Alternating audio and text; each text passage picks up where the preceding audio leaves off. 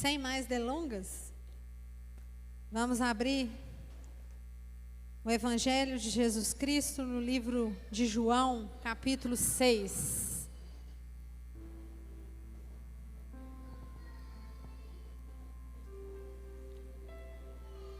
João está na hora da palavra, a hora que transforma, que entra quebrando, confrontando. Senhores passageiros, apertem os cintos, que o avião hoje vai decolar veloz. Amém? João 6, a partir do versículo 22.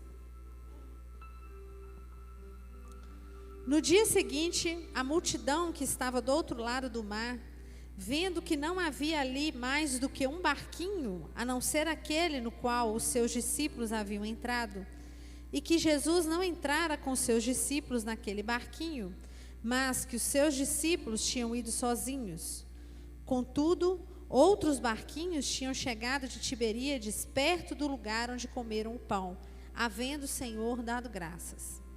Vendo, pois, a multidão que Jesus não estava ali, nem os seus discípulos, entraram eles também nos barcos e foram a Cafarnaum em busca de Jesus. E achando-o do outro lado do mar, disseram-lhe: Rabi, quando chegaste aqui? Jesus respondeu-lhes e disse: na verdade vos digo que me buscais, não pelos sinais que vistes, mas porque comestes do pão e vos saciastes. Trabalhai não pela comida que perece, mas pela comida que permanece para a vida eterna, a qual o Filho do Homem vos dará, porque a este o Pai, Deus o selou. Disseram-lhe, pois, que faremos para executarmos as obras de Deus? Jesus respondeu e disse-lhes: a obra de Deus é esta, que creais naquele que Ele enviou. Amém? Está de bom tamanho até aí. Dou um pequeno aí destaque no versículo 32, né? Em diante, se vocês quiserem fazer uma leitura completa, eu encorajo vocês a ler esse trecho, mas é um trecho muito conhecido de todos. Amém? Então vamos lá. Nesse trecho do Evangelho de João, nós temos que entender um pouco o que aconteceu antes de chegarmos a esse momento. Jesus, ele tinha acabado de fazer o milagre da multiplicação dos pães e dos peixes, né? Era aquela situação em que ele ministrava na vida de inúmeras pessoas que estavam ali em torno dele, pessoas que foram até ele, né? No caso, ele estava em Tiberíades, e ali, dado um determinado horário, percebeu-se que faltava comida. As pessoas estavam sem comida.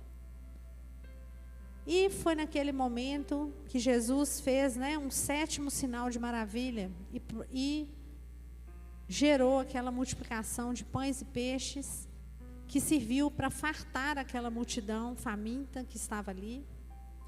E aquela multidão se alimentou. E Jesus, antes de ser ovacionado como um Deus na terra, ele se retirou. Ele disse aos discípulos que fossem, atravessassem o lago e que ele iria se retirar. E se a gente confrontar com outros evangelhos, nós vamos perceber que ele se retira para orar e que os discípulos, dentro do barco, vivem aquele momento, né? Aquele momento lindo, maravilhoso, em que existe a tempestade, em que Pedro anda sobre as águas, né? E tudo aquilo acontece. Eles atravessam o mar da Galileia, saindo de Tiberíades e indo a Cafarnaum, né? E lá chegando, a multidão, quando amanhece, percebe que houve uma movimentação, que Jesus não está mais naquele lugar, né? Eles não queriam se separar da presença de Jesus. E vão até Cafarnaum ao encontro dele. E chegando lá, essa multidão indaga, né? Fala, Rabi, né? Não sabíamos que o senhor estava aqui, né? Como ousa se deslocar, né? Estamos aqui atrás, te buscando, né? E é nessa hora que o Senhor Jesus tem uma palavra de conhecimento, mais um dom, né, do Espírito Santo. Ele tem a palavra de conhecimento e afirma categoricamente: eu bem sei que vocês não estão aqui pelos sinais, mas vocês estão aqui pelo peixe e pelo pão que eu multipliquei, porque vocês se fartaram naquele peixe e naquele pão. Só que, eis a advertência, vocês devem buscar o pão da vida, né? O pão que, se você ingerir, você nunca mais vai ter fome. É esse pão que você deve buscar. E aí, ele diz, aquele que traz esse pão, que traz esse alimento, ele foi selado por Deus, né? Sou eu sou o pão da vida. Ele continua aí nesse capítulo, ele vai falar, eu sou o pão da vida. E se você continuar a fazer a leitura, você vai perceber que eles perguntam para Jesus o que eles devem fazer então, para fazer o que Deus quer que seja feito, né? Para que não haja mais fome, não haja mais ânsia por ser saciado. O que eu devo buscar então? E aí ele diz que creais naquele que ele enviou. Que a única coisa que o Senhor pede, que o Pai pede, é que para creais naquele que ele enviou.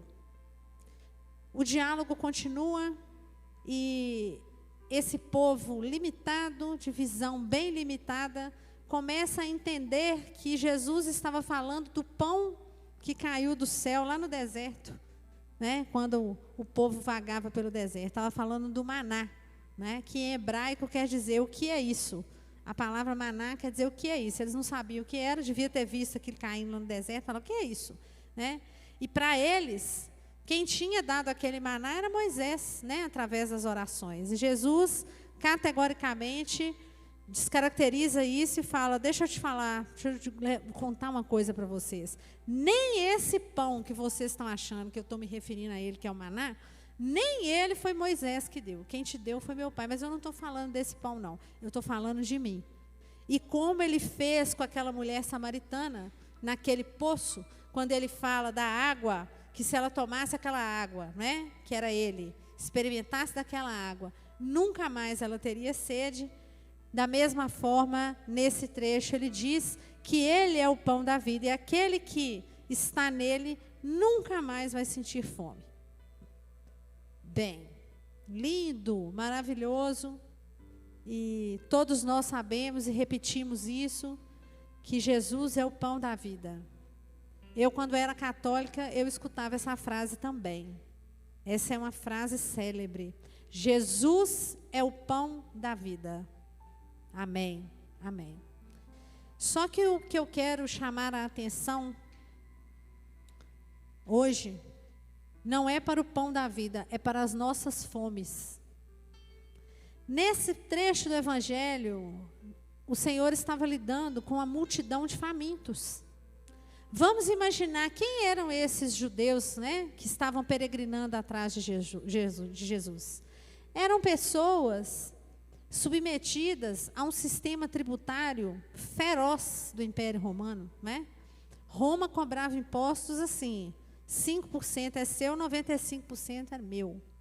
Nós estamos falando de uma época em que a fome das pessoas era uma fome real, de comida, né? Faltava comida.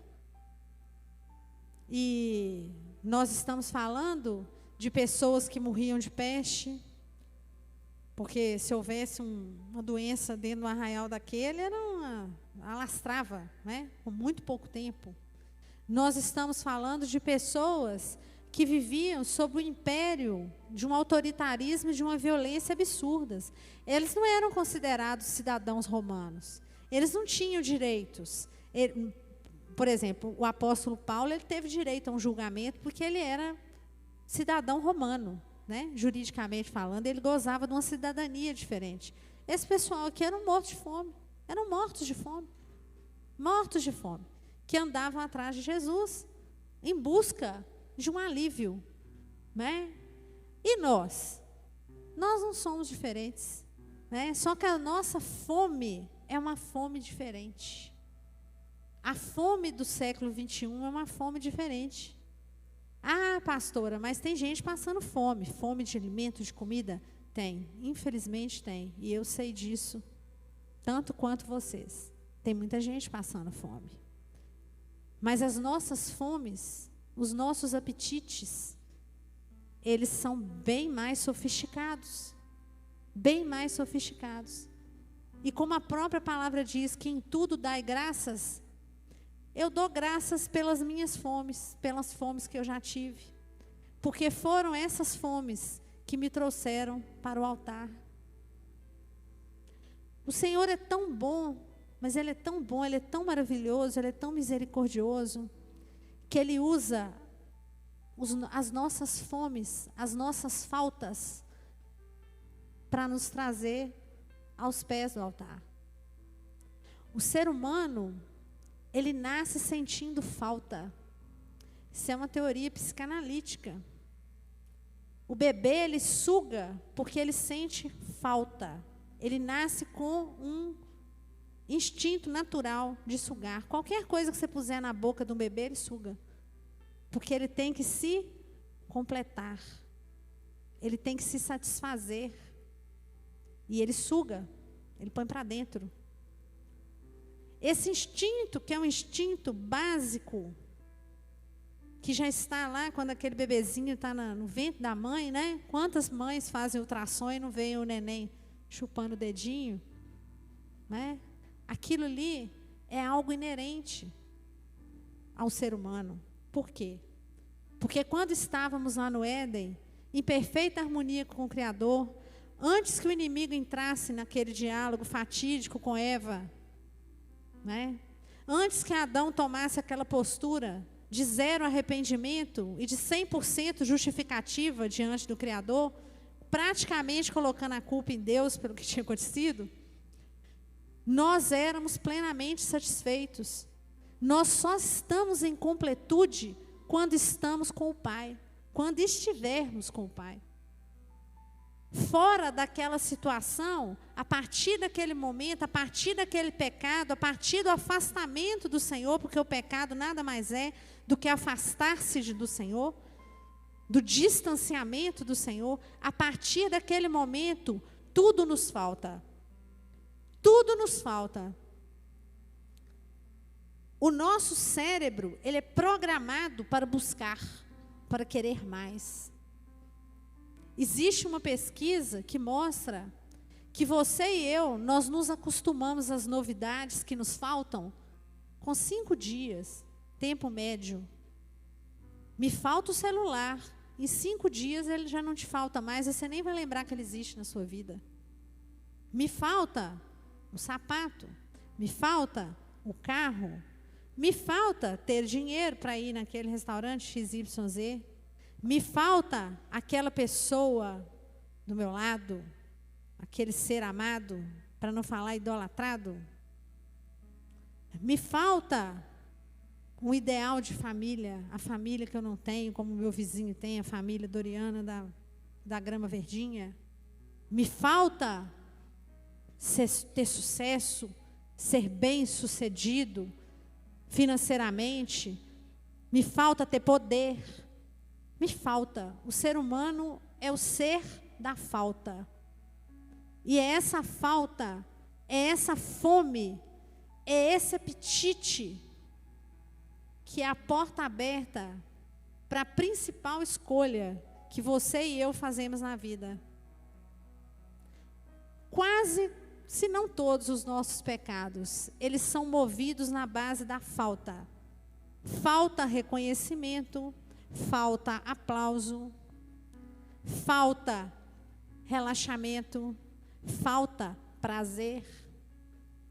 Nessa sociedade em que nós vivemos numa civilização, né, numa era hedonista. Hedonê quer dizer prazer, é a busca do prazer. Eu tenho que ser feliz, eu tenho que ser próspero, eu tenho que ser bonito, eu tenho que cumprir com meus horários, eu tenho que ter um bom emprego, eu tenho. E não existe esse ser vivente sobre a terra que não apresente uma falta.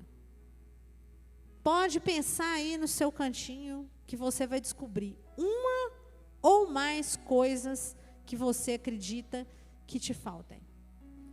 E eu falo com toda tranquilidade desse mundo, de que você e eu, em algum momento, por mais obedientes que sejamos, por mais ungidos que estejamos, nós temos os nossos momentos da angústia pela falta. Isso é psicanalítico. Isso não sou eu só que estou falando. Sou eu que estou falando, o Espírito Santo falando através da minha boca e a ciência confirmando. Fato. Fato. Quando uma pessoa resolve beber, resolve usar drogas, ela está buscando uma completude que ela não encontra em lugar algum. Naquele momento em que ela está sob o efeito da droga, ela está na sua plenitude. Ali ela está feliz. Ela está satisfeita. Não é? Ela está plena. Quantas pessoas dentro de relacionamentos destrutivos são massacrados e massacradas, porque tem mulher abusiva também. E que naquela fase em que o cônjuge, o namorado, o parceiro está tranquilo, né? Está na fase do bem, né? Digamos assim, do anjinho, se coloca na situação e dá até aquela respirada. Agora sim, sou feliz. Quantas vezes a gente entra em situações que a gente buscou a vida inteira uma determinada realização, e naquele momento você põe seu pezinho lá e fala, agora sim, agora eu sou feliz. Agora eu sou feliz, agora eu tenho não sei quanto de dinheiro na conta, agora eu sou feliz porque a minha empresa, não sei o quê, agora eu sou feliz porque eu tenho um diploma, agora eu sou feliz. E aí passa o tempo, você já não é mais feliz, você está ainda na falta. Essa é a nossa fome. A fome da aparência, a fome do sucesso, a fome do prazer, a fome do relaxamento, a fome. Põe para dentro, põe para dentro, põe para dentro. Muitas compulsões se explicam pela falta. Um excesso sempre indica uma falta. Princípio psicanalítico. E essa falta é o princípio do fim. É o passo para o abismo, normalmente. Ela vai tomando um nível, um descontrole, uma idolatria.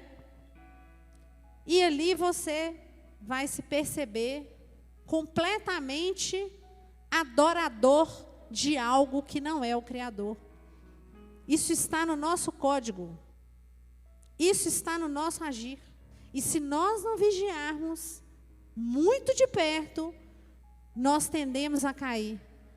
Até nas nossas práticas de fé. Tem gente que adora adorar. Tem gente que adora pregar. Tem gente que adora ser adorado quando adora. Olha o que eu estou falando. Tem gente que adora ser adorado quando adora.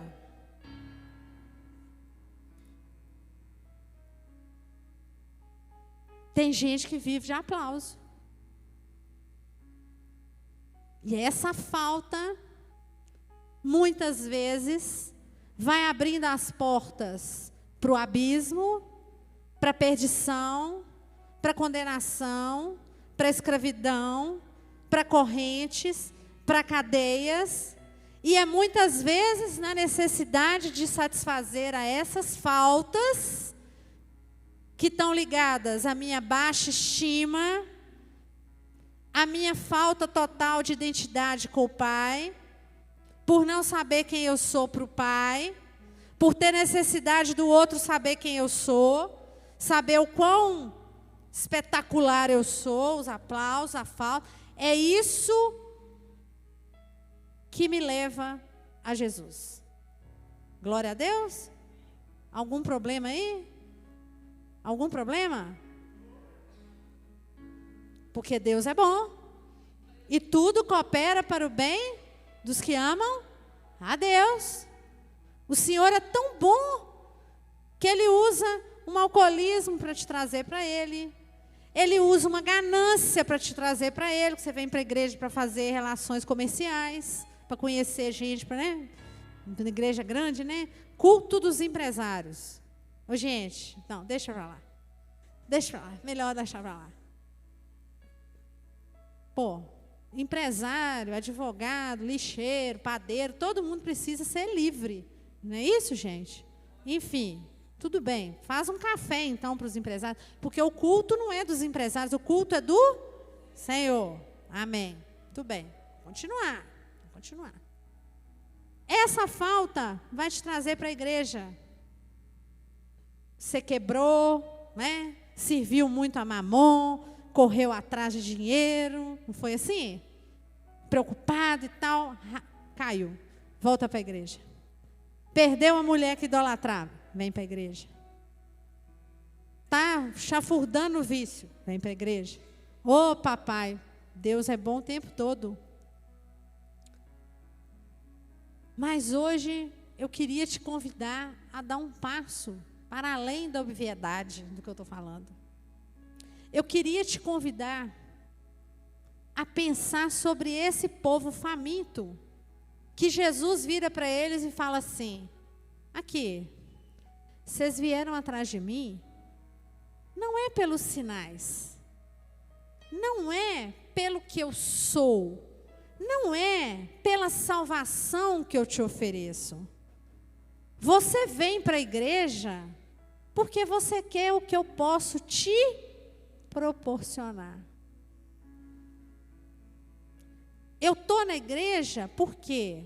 Porque eu quero um emprego, porque eu quero meu casamento, porque eu quero minha empresa, porque eu quero a conversão do meu filho, porque eu quero isso, porque eu quero aquilo, porque eu quero aquilo.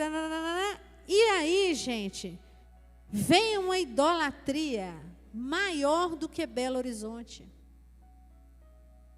A pessoa vem buscar, mas ela está atrás de bênção. De bênção.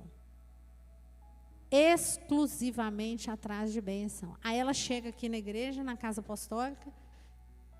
Pastor, eu estou fazendo jejum todo dia.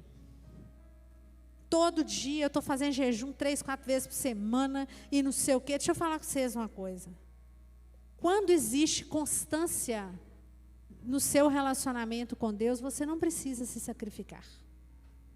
O sacrifício, normalmente, ele vem como uma forma de suprir um desleixo anterior. É o que eu vejo.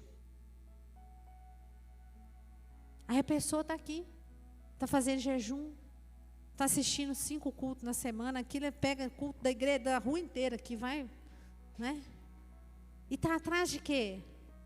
Do peixinho, do pãozinho.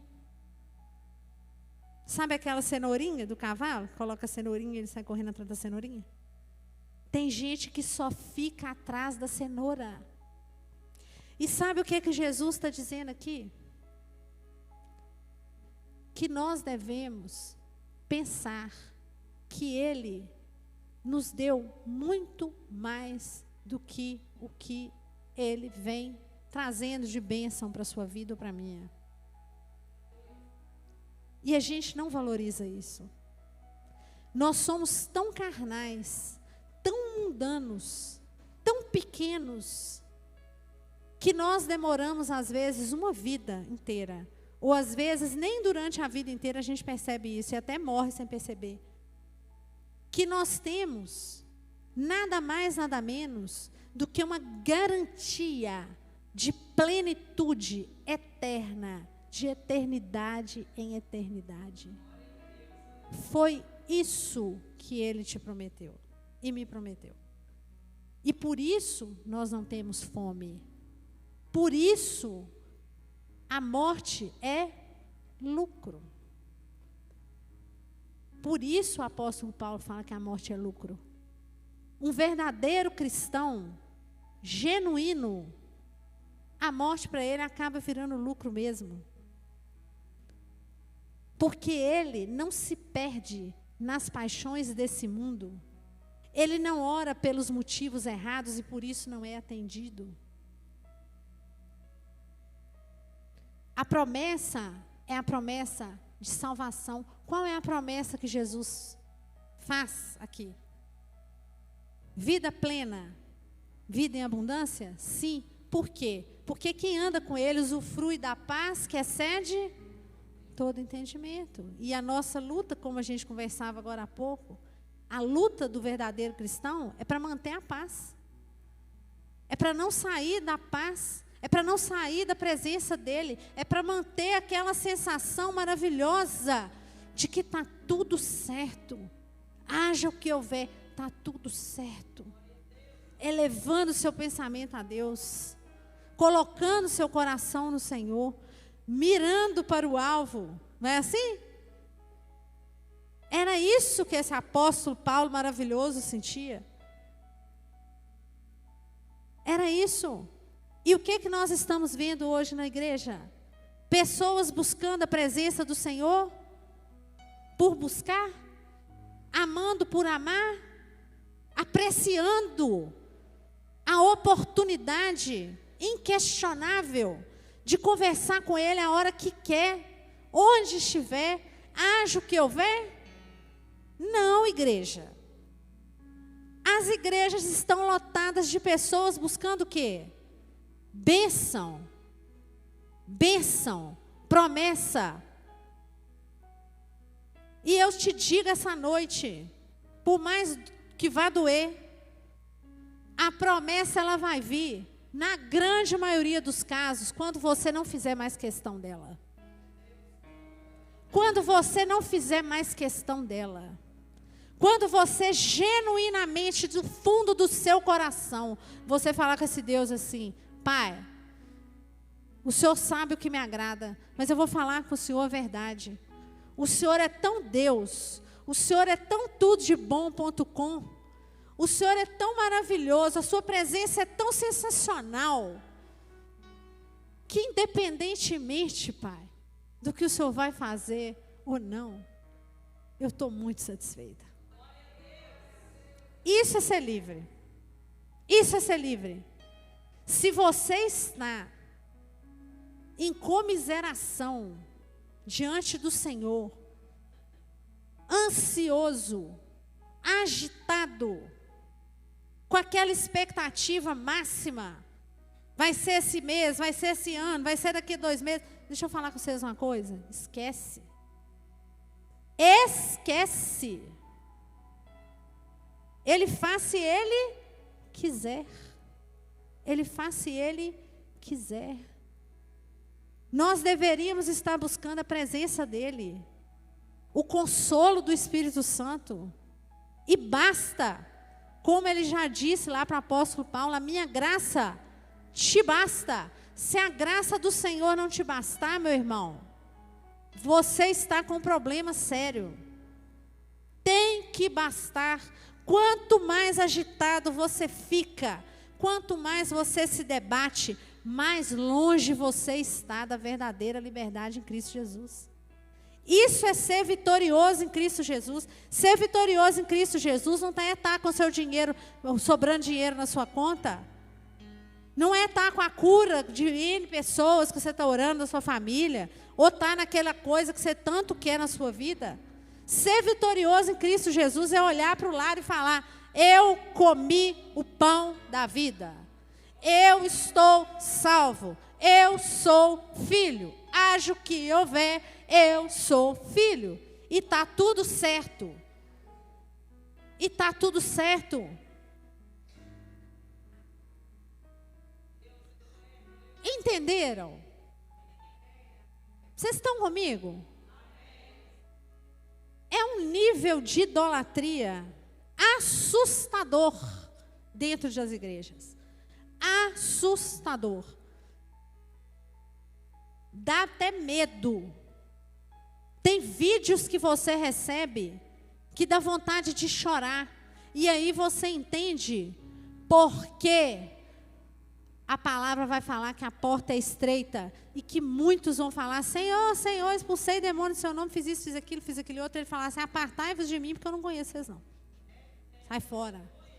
Abre seu olho, irmão. Abre seu olho. Está cheio de gente vendendo nuvem. Está cheio de teologia da prosperidade. Sabe o que Jesus te prometeu? Uma cruz para você carregar atrás dele. E ainda virou e falou: renuncia a sua vida. Aí, amigo, ó, renuncia você mesmo. Renuncia você mesmo. Diminui. Anda atrás de mim. É isso que ele te prometeu. Porque ele não quer quebrar as suas expectativas e nem as minhas. Ele não quer e não admite em nenhuma hipótese que o fato da promessa, da cenourinha que você tanto quer pegar não chegar na sua mão, te desestimule a buscar a presença dele. Que palavra pesada, mas é uma palavra verdadeira, genuína, dentro da Bíblia. Qualquer coisa diferente disso, igreja, é porta de perdição, é porta de decepção. Sabe por quê, igreja? Não tem vida com Jesus sem arrependimento. E não existe falar em se arrepender de algo que você não admite que você sente no seu coração e que está em desacordo. Não tem essa. Eu sou muito abençoada na minha vida. Glória a Deus por isso. Eu conheço muita gente abençoada. Mas eu vou falar a grande verdade da vida com vocês. A maior parte das bênçãos, talvez 90%, não foram pedidas, foram dadas. Elas são dadas por graça, se Ele quiser, quando Ele quiser, do jeito que Ele quiser. E você e eu vamos gradativamente aprendendo a apreciar a presença do Espírito Santo, a presença de Jesus, o acessar do Senhor, e você vai se tornando pleno e absoluto nele, e isso é vida em abundância. Ele promete que se nos agradarmos dele, ele vai satisfazer os desejos do nosso coração. Promessa, está na palavra. Está na palavra. Eu, como boa advogada, eu sei muito bem quando está escrito, é só você falar com ele. Está escrito. Capítulo, versículo, está lá. Está lá. Mas é do jeito que ele quiser, igreja. E o que você quer no seu coração não necessariamente é o que está no coração dele. Então a gente tem que pedir a Deus para o nosso desejo coincidir com o dele, não o dele com o nosso. A gente tem que abrandar, valorizar a salvação. Quantas pessoas estão morrendo sem salvação agora? Quantos de nós seremos recolhidos? Você sabe, igreja? Eu não sei. Não tem nada melhor do que salvação, não, gente. Não tem nada mais importante. Quer ser salvo? Quer servir a Deus? Creia em Jesus. E como que eu sei que você crê em Jesus? E como que eu sei que eu creio em Jesus? As nossas crenças definem as nossas atitudes. Nós sabemos se você crê em Jesus ou se eu creio em Jesus pelas atitudes, não pelas palavras, não pela comiseração, pelo ativismo religioso, pela religiosidade, mas pelas atitudes. E essas atitudes, elas são expressas numa coisa muito importante, que é o fruto do Espírito. Esse ninguém finge, esse ninguém simula, é o fruto. Porque crê em Jesus, Satanás crê, não só crê como morre de medo dele. Crer, e isso não ser refletido nas suas atitudes, é não crer. É não crer, é o cristão ateu. Ele fala que crê, mas a atitude dele não reflete a crença. Hora de arrependimento, igreja. Jesus está voltando.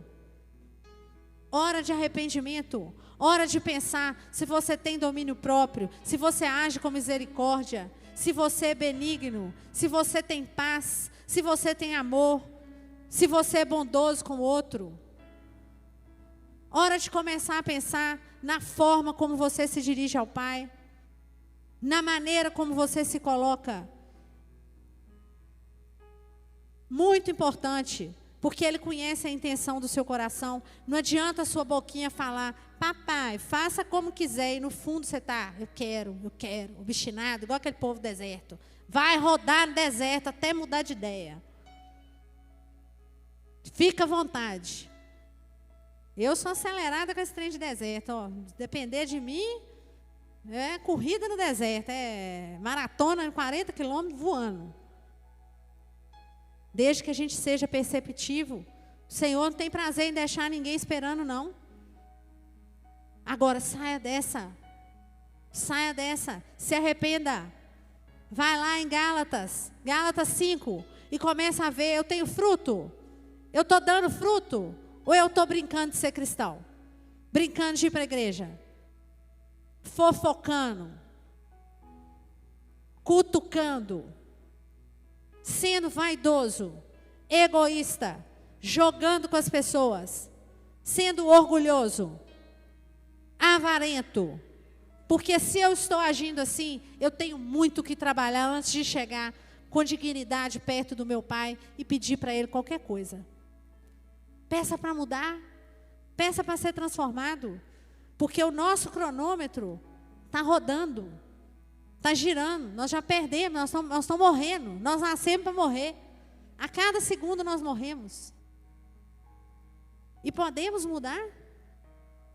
E podemos deixar a esse Deus maravilhoso, que é um Pai galardoador, o que é ser galardoador? Ele dá muito mais do que você pede. Muito mais. Deixa Ele trabalhar. Dá um passo para trás. Deixa Ele trabalhar. E sabe qual que é a boa notícia? Sabe o que é a boa notícia? Está lá no versículo 39. Jesus fala assim: e a vontade do Pai que me enviou é esta, que nenhum de todos aqueles que me deu eu perca, mas que o ressuscite no último dia. É promessa. Ele não quer te perder. Se você já veio para Jesus, Ele não quer te perder. Ele vai fazer de tudo para não te perder. Colabora, irmão. Me ajuda aí. Me ajuda aí. Sai dessa oração oportunista, dessa presença oportunista, dessa vida espiritual morna, baseada em bênção. Oração para cá, bênção para lá. Sai dessa. Vamos tomar posse da nossa herança. Vamos buscar chegar nessa plenitude de fé, nessa plenitude de vida espiritual, de chegar para o Pai e falar: Senhor, o Senhor prometeu, mas o Senhor faz o que o Senhor quiser, tá? Já queria falar para o Senhor o seguinte: o deserto está tão bom aqui, tem maná, né? Tem coluna de nuvem, tem coluna de fogo, minha roupa não está apodrecendo, eu não estou ficando doente. Vou falar com o Senhor, a presença do Senhor é tão boa que eu já até esqueci que eu estava no deserto. O Senhor acredita? Eu nem percebi, eu estou aqui ainda, olha. E que o Senhor nos fortaleça. Ele é o pão da vida. Você recebeu o pão da vida, isso está dentro de você, está dentro de mim. É só você acessar. É só você acessar. Amém? O Senhor nos deixou um legado. Ele nos deixou uma ordem. Ele nos deixou uma ordem. Que é celebrar a ceia do Senhor. Em memória dEle. Em memória desse sacrifício. Em memória dessa herança. Por quê? Porque Ele já sabia que a nossa tendência é esquecer. Né? A nossa tendência é esquecer. Esquecer que Ele está dizendo assim: oi, aqui, Você está atrás aí dessas migalhinhas aí, queridão? Eu te dei vida eterna. Eu estou te esperando, eu vou vir te buscar. Mantenha-se limpo, vestes limpas, como uma noiva maravilhosa, esperando o noivo. É isso que ele está falando.